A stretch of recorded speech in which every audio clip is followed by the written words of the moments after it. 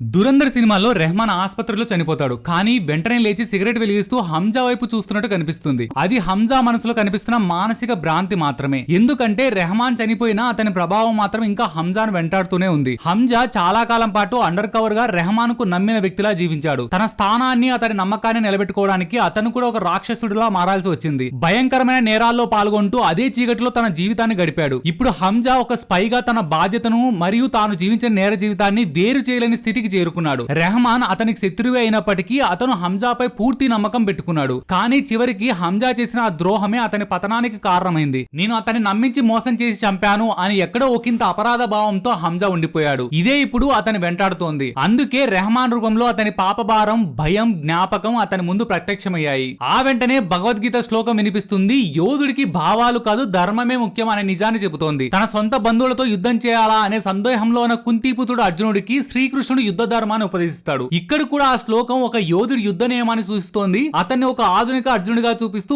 ఒక ఉన్నత ధర్మాన్ని నిలబెట్టడానికి తనతో కలిసి జీవించిన, అనుబంధం ఏర్పరచుకున్న వారినే చంపాల్సి వచ్చిన పరిస్థితి తనది. అది వ్యక్తిగతంగా తీసుకున్న నిర్ణయం కాదు, ఒక ఉన్నతమైన ధర్మాన్ని నిలబెట్టడానికి తీసుకున్న కఠిన నిర్ణయం మాత్రమే. స్పై అయిన జస్కీరత్ హంజాగా మారి ఎన్నో సంవత్సరాలుగా ఒక అబద్ధపు జీవితాన్ని గడుపుతున్నాడు. హంజాకు రెహమాన్ చంపడం కేవలం వ్యక్తిగత ప్రతీకారం కాదు, అది ఒక సైనికుడిగా అతని ధర్మం. అతను చేసిన చర్యలు ఎంత క్రూరంగా కనిపించినా అవి ఒక ఉన్నతమైన ధార్మిక లక్ష్యం కోసం తీసుకునే నిర్ణయాలు అని ఈ శ్లోకం గుర్తు చేస్తుంది.